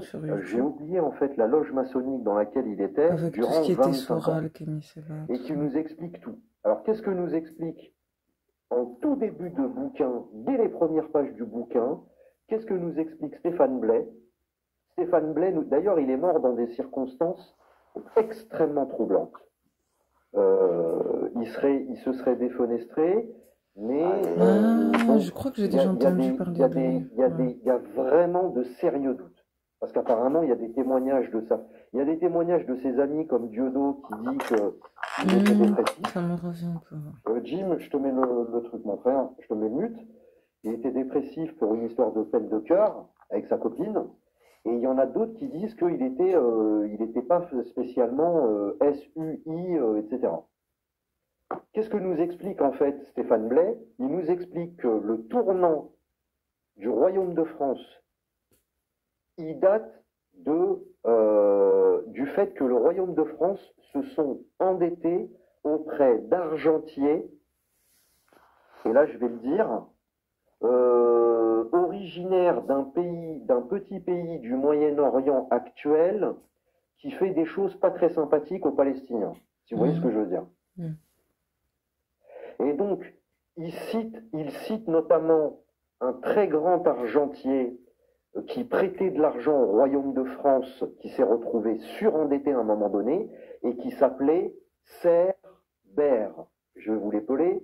Donc, C-E-R-F, et beer ou bear, je sais pas comment ça se prononce, comme une bière en anglais, donc B-2-E-R. Et à un moment donné, ces mecs-là, qui tenaient en fait les cordons de la bourse du Royaume de France parce qu'ils prêtaient, ils avaient des millions de francs à l'époque et qui prêtaient en fait, c'était les banquiers qui prêtaient en fait au Royaume de France. On s'est retrouvé surendetté, ça a donné ensuite lieu à la faillite des Assignats et donc il C-O-U-P-E-N-T, la tête du roi et de sa femme Marie-Antoinette, tout le monde connaît l'histoire, la prise de la Bastille, blabla, blabla, blabla, et surtout en 1791, jusqu'à 1791, tu ne pouvais pas être français si tu n'étais pas, donc français autochtone évidemment, français blanc et catholique. C'est-à-dire qu'avant 1700, je dis pas que c'était bien ou pas bien à l'époque, c'est pas ce que je dis. Mais depuis 1791, il y a eu le pied dans la porte de la naturalisation et du droit du sol qui permettait en fait, notamment à ces grands argentiers, de l'origine du petit pays du Moyen-Orient dont je vous parlais, de devenir français. Alors qu'avant, ils ne le pouvaient pas, même s'ils étaient Donc en nés sur le réalité, c'est territoire eux les français et premiers qu'ils avaient grands des générations remplaçants, et si on des peut dire ça comme générations ça. nés sur le territoire Moi, français, j'aime ces pas gens-là ne utiliser ce pouvaient pas être terme, français. Donc, il y a un basculement à partir de 1791. C'est ce qu'il explique. Il explique également que toutes les loges maçonniques ont été mises sous emprise de cette petite communauté de lumière. Alors, ils ont leur propre loge maçonnique qui s'appelle le Bénébérite, qui est une loge maçonnique israélite internationale extrêmement puissante, mais que, grosso modo, ils ont des tentacules un peu sur tous les... Ah, je suis désolé, ça fait vraiment complotiste de comptoir, mais je vous invite vraiment à le lire. En tout cas, ce livre est issu d'un ancien franc-maçon qui a passé quand même 25 ans, en fait, dans les arcanes de cette loge maçonnique. Je me souviens plus de la loge où était Stéphane Blais. Je sais pas si tu t'en souviens, Bérénice. Comment ça se fait que Stéphane Blais, il est bon, c'est bon. Je sais pas, il faut que j'aille vérifier son histoire à lui, mais comment ce mec-là, c'est-à-dire, il s'est poussé au S en fait. Je crois Parce qu'il qu'il savait trop de a. choses. Il savait trop de choses et... Arrivé à un certain Ils ont degré, si préféré tu veux, excuse-moi, Saddam, arrivé à un certain degré du FM, à un moment donné, il y a eu des choses qui l'ont choqué, et à partir de là, il a voulu s'en défaire et dénoncer les vérités, et c'est à partir de là où, justement, il a dénoncé les vérités, et puis quelques mois après, il est parti. Et sachant que c'est comme une secte, c'est... Vas-y, continue, Apprendre que c'est soit t'en fais partie, soit... Les gars, est-ce que quelqu'un veut dire... Bérénice T'es arrivé à un certain niveau et que tu m'entends ou pas? Tu te demandes... Oui, non, mais malheureusement, je me souviens plus de quelle loge il était. Mais t'as quelque chose à dire? Est-ce que pour toi, et puis après on reviendra en fait sur, pour moi, l'état pré-insurrectionnel dans lequel est la France, et les gars, c'est surtout ça qui nous intéresse, juste pour refermer ce grand chapitre historique. Mais tu penses que bon, la petite communauté que je citais tout à l'heure à demi-mot a une influence sur ce qui se passe aujourd'hui ou pas du tout? Bah évidemment. Mais en fait, parler, parce que évidemment, ce qui nous intéresse dans les temps actuels, c'est normal qu'on considère ça plus important. Mais il faut pour cerner le problème, il faut faire de l'histoire. Si on fait pas d'histoire et qu'on croit que l'histoire de France, elle commence en 1945, on comprend pas vraiment le problème. Le problème, il est vraiment beaucoup plus vieux. Et c'est pour ça, et d'ailleurs on nous le raconte jamais, c'est important d'en parler, parce qu'on nous le raconte jamais, et c'est pas pour rien. Parce que si on a une vision globale de tout ça, on comprend beaucoup mieux ce qui nous arrive maintenant. Et donc c'est très important de s'éduquer, de se cultiver sur toutes ces questions. D'accord. La parole est libre, les frères. Mes amis, la parole est libre. Il y a Toufik qui voulait dire un truc, et puis après Armé, et puis après on fait tourner. Hein. Vas-y. Toufik, s'il te plaît, en résumé, s'il te plaît, essaye de résumer ton propos. Bah, résumé, non, faut que je développe, je peux pas résumer comme ça. Ouais, mais tu vois, comme ça on fait tourner un petit peu. Vas-y, je te laisse développer quand même. Ouais, mais justement, c'est pas en 2 secondes que je peux te dire ce que j'ai à dire, frérot. Faut que tu m'écoutes. Qu'est-ce que je voulais dire? Ouais, ce que vous avez dit, c'est super intéressant. Tout ce qu'il a dit, Bérénice, tout à l'heure, c'est très intéressant. Pour l'affaire de Blé, je pense que de savoir si c'est S ou pas, en vrai, en tant que patriote, c'est pas notre problème. Ce qui est intéressant, c'est de voir ce qu'il a laissé derrière, le message qu'il nous a envoyé. Et moi, je voulais plus revenir sur la République, etc. Tout à l'heure, il y en a, ils disaient, bon, il n'y a pas de solution. Si, il y a une solution, en fait. Mais avant de parler de cette solution-là, on va parler de ce qu'est l'alternance. Et le jeu de l'alternance, et la mascarade de l'alternance. Et vous allez comprendre que finalement, tous ces partis politiques-là, ils convergent tous vers un même objectif qui est, ce que j'appellerais moi, ou même d'autres, on va dire le national-sionisme. D'accord? Et en fait, ce sont deux termes c'est pour ça que je dis que c'est une mascarade, parce que être patriote, nationaliste français et être sioniste, c'est complètement paradoxal, en fait. Ça ne va pas ensemble. Et on nous fait croire que ça existe. Si tu prends, par exemple, le parti du RN, alors je dis pas ça parce que LFI c'est bien, hein. Je dis, c'est tous les mêmes. Hein. On se met bien d'accord. Seulement, il y en a qui sont un peu plus vicelards que d'autres. Quand tu prends le Rassemblement national, par exemple, quand tu prends Zemmour, etc., tous ces partis d'extrême droite, soi-disant d'extrême droite, vous savez que c'est pas du tout des partis d'extrême droite. Quand tu prends leur programme, si réellement c'était des patriotes français qui voudraient que la France redore son blason économique, que les Français puissent vivre bien, etc., et qu'ils ne soient pas endettés, etc., et compagnie, etc., la première des choses, dans leur programme économique, il devrait y avoir ce que j'appelle le rapatriement de toutes les entreprises françaises qui produisent les produits français à l'étranger. Effectivement, ouais, normalement. Normalement, ils doivent faire ça. Et ils appellent pas à ça. C'est-à-dire que aujourd'hui, c'est un truc de fou. Je dirais une connerie, hein. Mais je crois que t'as 80%, par exemple, des chaudières, Chafoto et Mori, machin et compagnie. Tout ça, c'est produit à l'étranger. Mais il y a une raison pour laquelle c'est produit à l'étranger. Hein. C'est pas juste pour faire de l'argent. Ça, c'est des conneries. Bien évidemment, il y a la petite culbute parce que le chinois ou le pakistanais ou le polonais, quand tu le fais travailler, voilà, quoi. Il y a la délocalisation, ce qui permet de faire baisser le salaire, quoi. Si tu préfères. Et donc, en fait, ça apparaît pas dans leur programme économique. D'accord? Ok. Donc ça, c'est la première des choses. La deuxième des choses, c'est, oui, on peut faire tomber cette divinité, ce que j'appelle moi cette fausse divinité qui est la République démocratique française actuellement. Pourquoi? Il y a une possibilité. Mais le problème, c'est que c'est un peu utopique parce que personne ne va le faire. Il faudrait que déjà, plus personne n'aille voter déjà, pour commencer. Quand plus personne n'ira voter, ces mêmes personnes-là qui luttent pour le pouvoir ne pourront pas se départager. Donc s'ils peuvent pas se départager, l'Assemblée nationale, tout, l'Élysée, ça va être bloqué.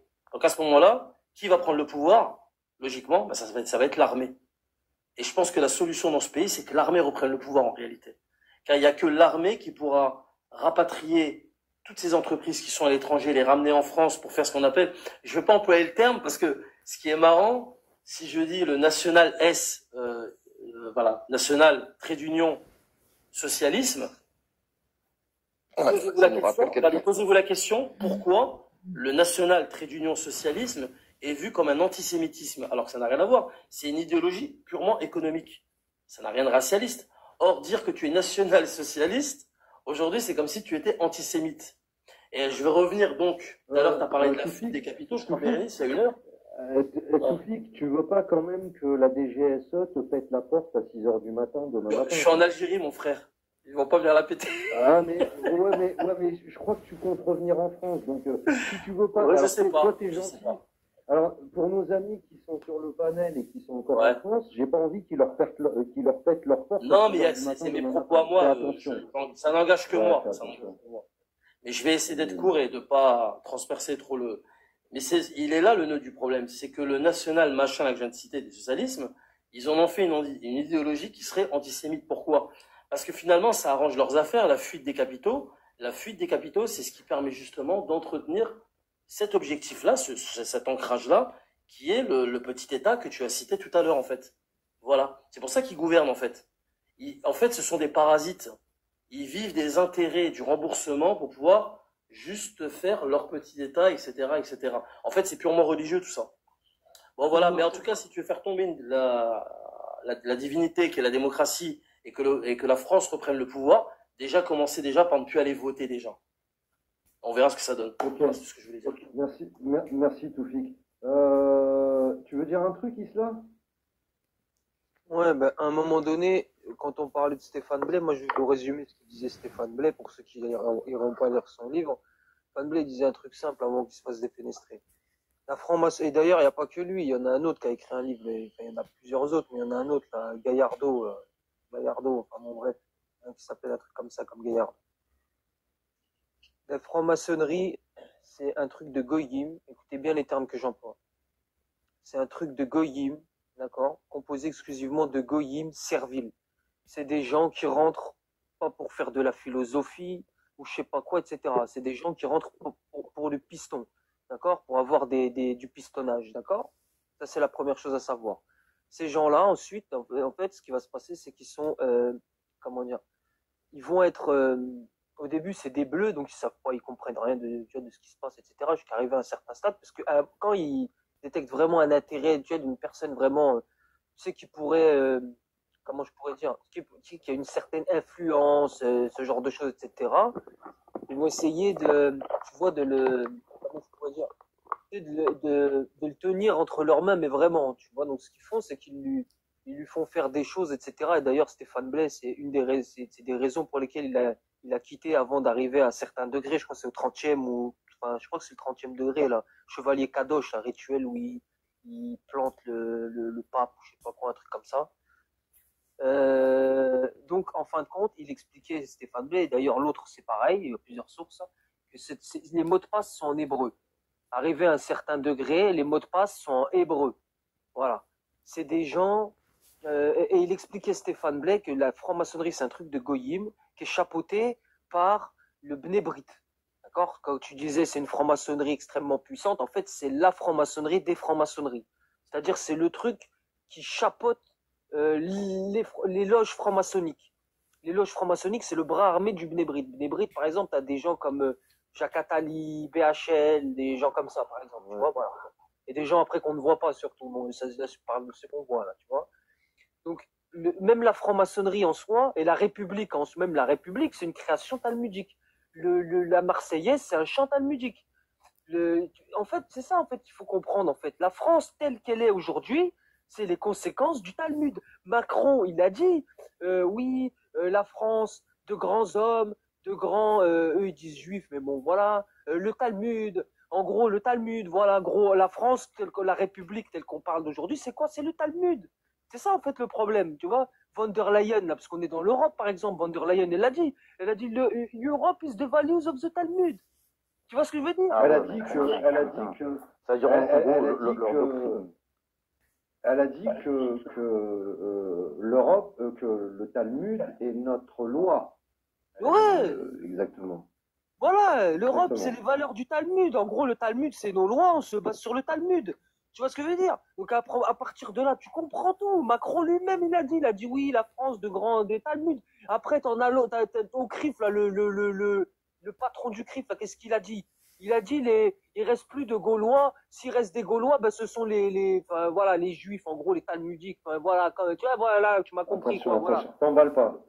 Oui, excuse-moi, mais voilà, j'ai pas envie de dire ce terme parce que pour moi, même ils le disent, ça, j'ai pas envie d'accaparer tous parce que voilà, ça représente pas toute cette communauté-là, mais le Talmud, tu vois, voilà, c'est ces gens du Talmud. On a fait fuir nos deux camarades qui étaient avec nous tout à l'heure. Bon, bah, c'est pas grave, ils ont leur droit d'opinion.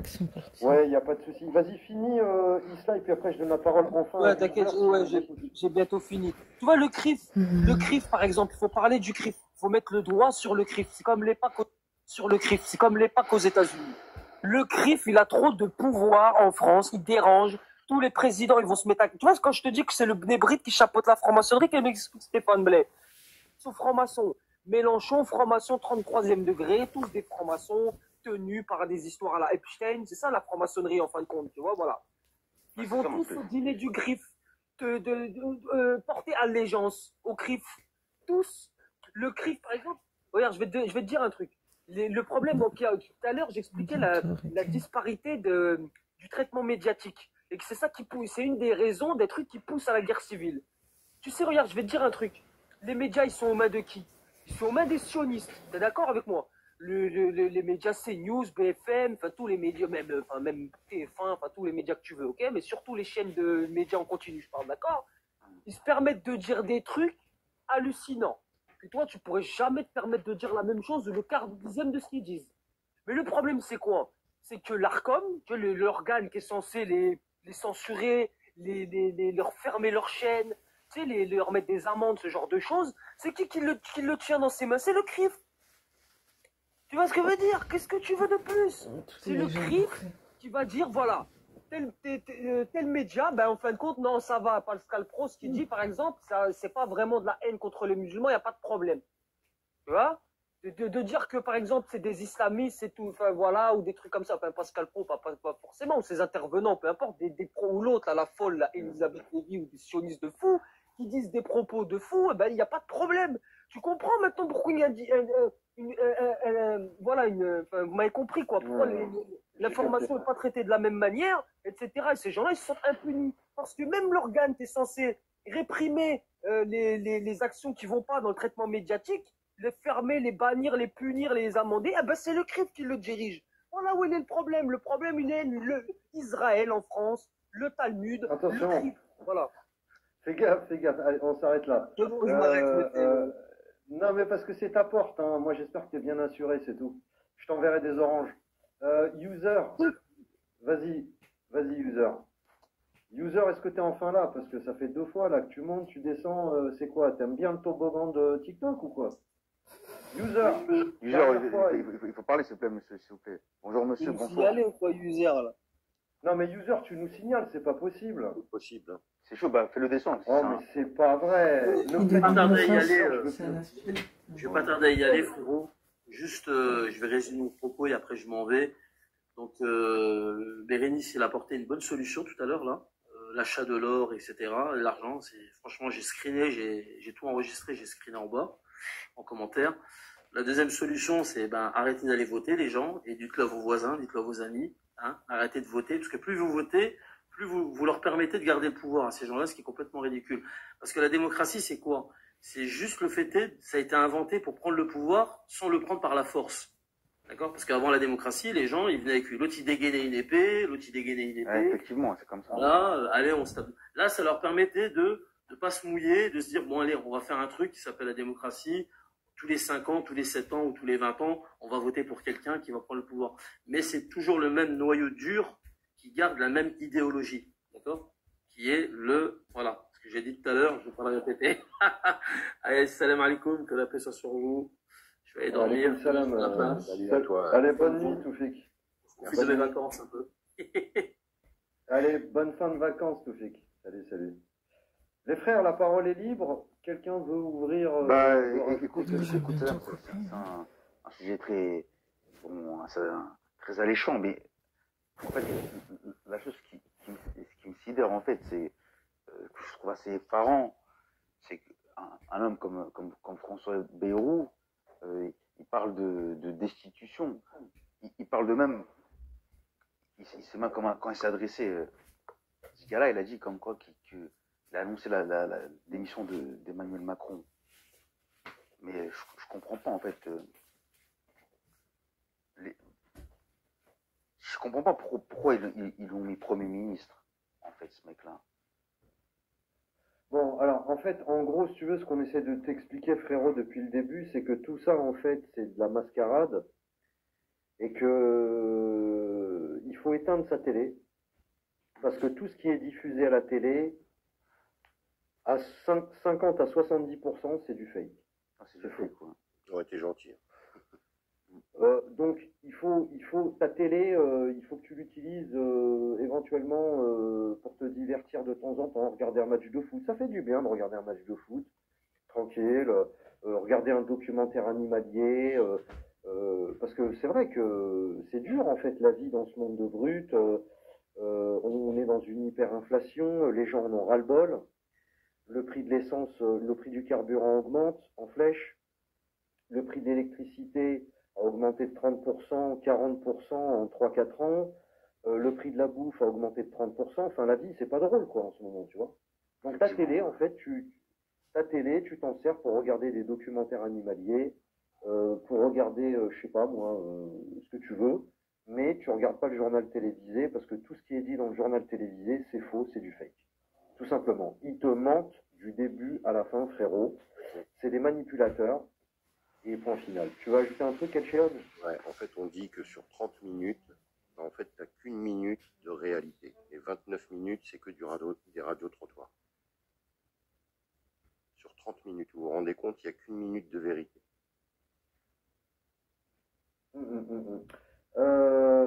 Mon frère Salamèche, éventuellement, si t'as un truc à dire, ou pas spécialement, ou comme ça? Non, pas spécialement. Hein. Non, mais comme tu disais tout à l'heure, Salamèche, sur le sujet où on parlait, en fait, comme tu as dit, hein, forcément, ces gens-là, ils sont très bien protégés. Donc, même si on arrive à rentrer à l'Élysée ou à faire quoi que ce soit, d'ailleurs, c'est un truc qu'on n'y arrivera pas, comme tu as dit, avec leur surarmement. Les mecs, c'est des Robocop, ils ont toutes les armes de poing. Donc, forcément, ça va être très, très compliqué. Mais tant qu'on n'aura pas l'armée de notre côté, la police et tous ces groupes, c'est plié pour nous. Non, Ça veut dire quoi ça veut dire quoi? Ça veut dire dans le sens où Non, je vais couper.